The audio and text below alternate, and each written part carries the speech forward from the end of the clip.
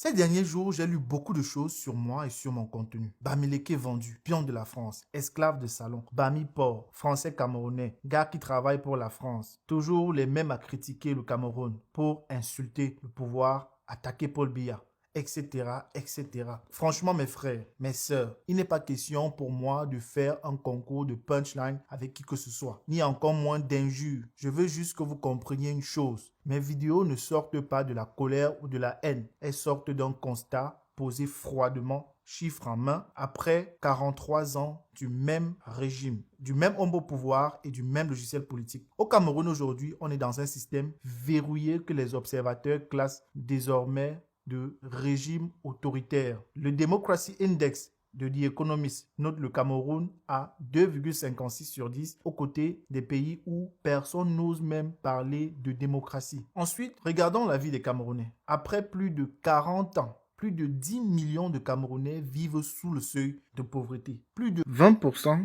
de la population vit dans l'extrême pauvreté. Un nombre qui a bondi de près d'un tiers depuis les années 2000 selon la Banque mondiale. Alors, qu'est-ce que ça signifie concrètement? Ça signifie qu'il y a des Camerounais aujourd'hui, il y a des familles aujourd'hui au Cameroun qui ne savent même pas ce qu'ils vont manger demain. Même aujourd'hui, ils n'ont même pas encore mangé. Il y a des jeunes diplômés qui végètent dans le chômage et dans l'informel. Il y a des quartiers entiers qui voient l'électricité comme une visite surprise. Il y a des hôpitaux publics où l'on meurt faute de soins de base, pendant qu'une petite minorité, celle qui gravite autour du pouvoir, vit dans un autre pays, le pays des villas, des évacuations sanitaires, des marchés publics arrangés. Et quand je parle donc de ça, je ne parle pas contre le Cameroun. Je parle des Camerounais qu'on a condamnés à vivre dans un pays riche sur le papier, mais pauvre, je vais même dire extrêmement pauvre dans la réalité. Alors, si on va sur la liberté de la presse, c'est la même histoire. On nous vend l'image d'un pays stable, un pays en paix. Mais c'est quoi la paix? Où les journalistes disparaissent et sont retrouvés morts, comme Martinez Zogo. Où enquêter sur la corruption peut te coûter la vie. Le Cameroun se retrouve aujourd'hui autour de la 130e place sur 180 parmi les environnements les plus hostiles aux médias. Et encore là, ce n'est pas moi qui invente cela. Ce sont les indicateurs internationaux. Depuis 10 ans, rien ne s'améliore. La crise anglophone s'enlise. Les enlèvements ça et là. Les scandales de détournement se succèdent. Et chaque fois, c'est la même réponse. L'État travaille en silence. Et quand ce n'est pas le silence, c'est la répression. Pourquoi certains entendent que tu attaques le Cameroun au lieu d'entendre tu décris ce que vivent les Camerounais? D'abord, parce qu'ils ont été éduqués dans un système où critiquer le pouvoir, c'est quelque chose de très dangereux. C'est manquer de patriotisme. Où on a confondu aimer son pays avec applaudir le gouvernement. Où on a confondu le Cameroun appartient à 28 millions de citoyens avec le régime d'un homme et son parti. Pendant 43 ans, on nous a répété sans cesse que sans ce pouvoir-là, les choses seraient pires, le chaos.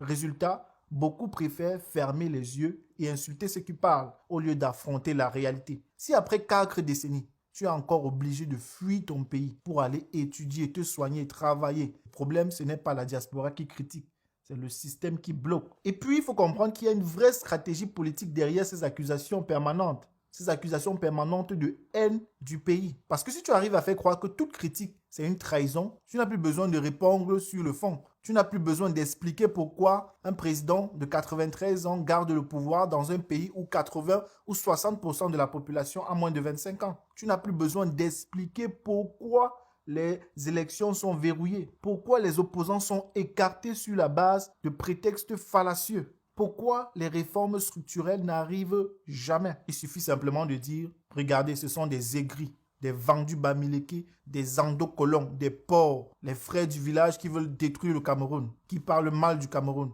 Et beaucoup de gens épuisés de la vie acceptent ce raccourci. Donc, moi, j'ai refusé ce piège-là concrètement. Ma démarche, elle est simple. Je regarde ce que disent les chiffres, ce que disent les rapports indépendants, ce que vivent les Camerounais que je connais personnellement, ce que moi-même j'ai vécu. Et je tire des conclusions qui sont certes douloureuses, mais elles sont honnêtes. Je ne crois plus honnêtement en la capacité du pouvoir en place d'offrir une vraie rupture. Pas parce qu'il serait foncièrement mauvais, pas parce que j'aurais une haine personnelle envers qui que ce soit, mais parce que tout dans les faits montre qu'ils sont incapables de se remettre en question. Quand après 43 ans, les mêmes visages occupent les mêmes postes, quand la moindre contestation, la moindre revendication est traitée comme une menace, ce n'est plus une opinion, c'est un diagnostic. Et en face d'un diagnostic pareil, tu as deux options. Soit tu te tais au nom d'un pseudo-patriotisme, soit tu parles, tu analyses, tu déranges. Donc, moi, j'ai choisi de parler. Donc, oui, mes vidéos critiquent le régime. Oui,